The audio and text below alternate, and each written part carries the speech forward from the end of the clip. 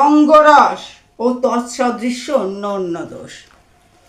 তাহলে আমরা দেখতে পাচ্ছি পবিত্র আত্মার ফল কি দিচ্ছে আর মাংসের ফল কি দিচ্ছে।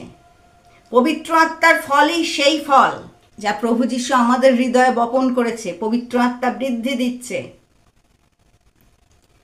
আর ওই যেগুলো আমরা দেখলাম সেগুলো কি, যেগুলো মাংসের ফল, সেগুলো শয়তান বপন করেছে।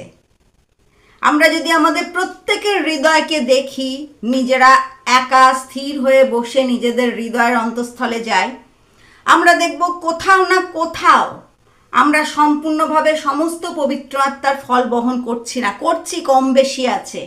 কিছু মন্দ স্বভাবের সাথে জড়িত আছে, কিছু মাংসের স্বভাব জড়িত আছে, কারোর মধ্যে কম আছে, কারোর মধ্যে বেশি আছে, কিন্তু আছে। এবার আমরা